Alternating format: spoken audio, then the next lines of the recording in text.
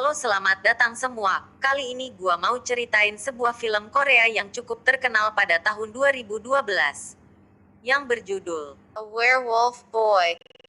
Cerita awal dimulai dengan adanya sebuah keluarga yang berasal dari Korea namun menetap di Amerika Serikat. Saat keluarga itu sedang kumpul untuk sarapan, terdengar suara telepon yang menginginkan ia berbicara kepada seorang nenek yang bernama Kim Sun-i. Setelah Kim Sun-i berkomunikasi via telepon, Kim Sun-i merasa terkejut dan meminta kepada anaknya bahwa ia harus balik ke Korea. Setelah sampai di Korea, ia dijemput oleh cucunya yang tinggal di Korea, dan minta diantarkan ke sebuah rumah tua di pedesaan. Ketika sampai di rumah tersebut, cucunya menanyakan tentang sejarah rumah tua itu, lalu Kim Sun-i pun akhirnya mulai menceritakan sejarahnya. Film pun balik ke zaman dahulu, ketika Kim Sun-i sewaktu muda, dan pertama kali pindah ke rumah itu. Di sana ia mempunyai tetangga yang ramah-ramah, yang mau membantu mereka mengangkut barang keluarga Kim Sun-i saat pindahan. Kim Sun-i muda, tinggal bersama ibu dan adiknya Kim Sun-ja. Ia pindah ke rumah itu karena ketidakmampuan ekonomi dan penyakit paru-paru yang diderita Kim Sun-i. Di sana ia menumpang di sebuah rumah yang sudah dibeli teman bisnis bapaknya dahulu sewaktu bapaknya masih hidup. Diceritakan bahwa dahulu rumah itu ditempati oleh seorang ilmuwan yang suka memelihara serigala. Ketika malam hari, Kim Sun-i yang sedang menulis buku diary, terganggu oleh sesosok makhluk. Sehingga dia penasaran untuk mengeceknya. Namun ketika dia hampir melihat sosoknya, si makhluk tersebut pun langsung kabur dan menghilang. Di pagi harinya ketika Kim Sun-i yang sedang menjemur bajunya, melihat kembali makhluk tersebut, dan ketika semakin dekat ternyata ia seorang anak laki-laki yang kotor. Ia tidak bisa berbicara dan bertingkah layaknya anjing. Ibu Kim Sun-i yang mengetahui makhluk tersebut, mencoba untuk akrab dengannya dan melaporkannya ke polisi untuk dilacak keluarganya. Namun polisi yang datang malah tidak bisa membantu apa-apa untuk mengidentifikasinya. Dikarenakan anak tersebut yang tidak bisa bicara sama sekali, sehingga perlu waktu lebih untuk mengidentifikasinya. Sambil menunggu hasil penyelidikan polisi, bocah tersebut tinggal bersama keluarga Kim Sun-i. Di sana bocah tersebut dimandikan dan diberi makan. Suatu ketika, ibunya harus pergi dan meninggalkan Kim Sun-i dan bocah laki-laki tersebut berdua. Kim Sun-i yang sedang merapikan peralatannya terlihat kesusahan mengangkat kardus yang berat. Seketika tiba-tiba bocah tersebut mendekati Kim Sun-i. Kim Sun-i yang ketakutan karena berpikiran dia mau diserang malah salah persepsi. Yang ternyata bocah tersebut malah membantunya mengangkat kardus yang berat itu. Begitupun ketika anak pemilik rumah datang dan mencoba untuk menggoda Kim Sun-i. Bocah tersebut melindungi Kim Sun-i sehingga si anak pemilik rumah pun gak berani mengganggu Kim Sun-i. Sejak saat itu Kim Sun-i berpikir bahwa bocah tersebut bukanlah orang jahat. Setelah itu Kim Sun-i yang sudah tergerak hatinya mencoba mempelajari tingkah laku bocah tersebut yang seperti anjing. Keesokan harinya bocah laki-laki tersebut diberikan nama Kim Chul-soo. Kim Sun-i yang sudah mempelajari tingkah laku anjing, mencoba mempraktekannya ke Kim Chul-soo, agar tingkah lakunya bisa terkendali. Dia mengajari Kim Chul-soo bagaimana caranya makan, sikat gigi, membereskan kasur sampai mengikat tali sepatu. Suatu ketika Kim Sun-i beserta keluarganya pergi ke pasar bersama Kim Chul-soo. Di sana ketika mereka sedang membeli kue, di atasnya ada pekerja bangunan yang tidak kuat mengangkat besi besar. Sehingga membuat besi tersebut terlepas dan jatuh tepat ke bawah keluarga Kim Sun-i. Namun secara sigap Kim Chul-soo melindungi mereka, sehingga besi tersebut hanya menghantam Kim Chul-soo. Tapi anehnya dari hantaman tersebut Kim Chul-soo tidak terluka parah sama sekali. Yang terlihat hanya sedikit lebam merah di kulitnya yang bisa sembuh dengan sendirinya. Semenjak saat itu Kim Sun-i makin tertarik dengan Kim Chul-soo.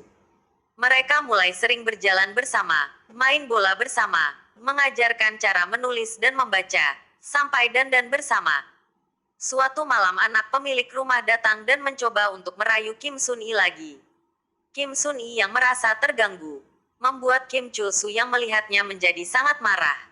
Sehingga Kim Chul-soo menunjukkan sosok aslinya yang seperti serigala, lalu menyerang anak pemilik rumah yang hampir mau dibunuhnya. Namun seketika Kim Sun-i menenangkan Kim Chul-soo.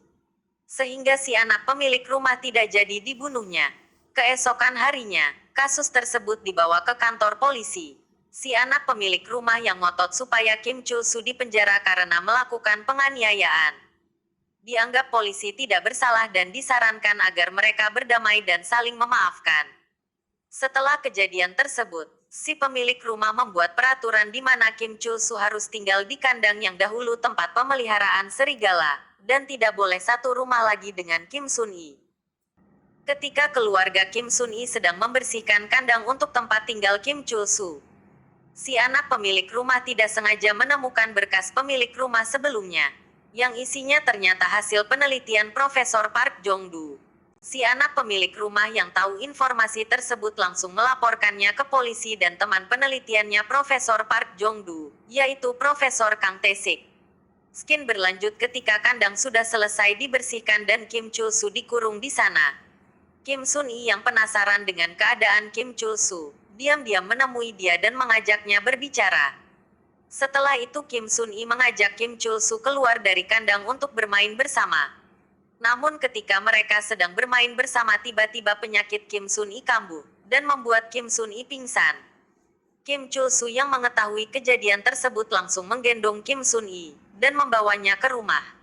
Setelah sampai di rumahnya ternyata ibu dan adiknya tidak ada di rumah. Lalu dia membawanya ke rumah tetangganya, dan di sana juga penghuni rumahnya sedang pergi. Kim Chul-soo yang bingung tidak menemui siapa-siapa, akhirnya membawa Kim Sun-i masuk ke dalam hutan. Cerita berlanjut ketika malam hari. Warga di desa mencari Kim Sun-i dan Kim Chul-soo yang tidak terlihat dari sore hari.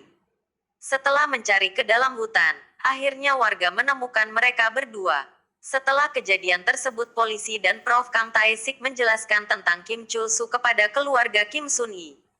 Bahwa Kim Chul-soo merupakan hasil eksperimen Park Jong-du yang ingin menciptakan tentara yang kuat, dengan menyatukan sifat serigala dan manusia dalam satu tubuh. Setelah itu mereka meminta izin untuk meneliti Kim Chul-soo lebih lanjut. Untuk mengetahui apakah Kim Chul-soo itu dapat membahayakan manusia apa tidak. Selama mengamati tingkah laku Kim Chul-soo, peneliti dan polisi tidak menemukan tindakan-tindakan yang mengancam dari Kim Chul-soo. Bahkan Kim Chul-soo menunjukkan perilaku yang baik, sehingga pengamatan pun berencana untuk dituntaskan, dengan keputusan bahwa Kim Chul-soo hanyalah bocah biasa.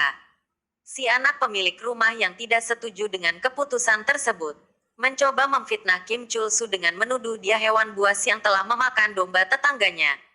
Namun hasil fitnahannya terbantahkan dan tidak terbukti benar.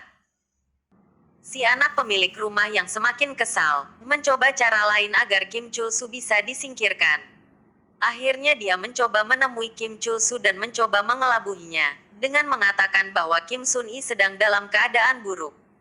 Karena gitar kesayangannya dicuri oleh tetangganya, dan mengatakan kalau Kim Chul-soo bisa mengambilnya kembali, Kim Sun-i akan menyukai Kim Chul-soo. Kim Chul-soo yang terpancing dengan omongan si anak pemilik rumah kabur dari kandangnya dan mencari gitar Kim Sun-i. Sementara itu si anak pemilik rumah malah mengabarkan kepada polisi dan peneliti bahwa Kim Chul-soo mengamuk di rumah tetangganya. Kim Sun-i yang mendengar info tersebut langsung pergi ke rumah tetangganya bersama yang lain. Di sana mereka melihat Kim Chul-soo yang sedang mengacak-acak rumah tetangganya. Kim Sun-i yang melihat tingkah laku Kim Chul-soo, mulai mendekatinya perlahan-lahan sambil menenangkannya. Sementara polisi dari belakang bersiap-siap menembak apabila Kim Chul-soo terlihat menyerang. Ketika Kim Chul-soo mulai terlihat tenang, si anak pemilik rumah malah merebut pistol dari polisi, dan ingin menyerang Kim Chul-soo.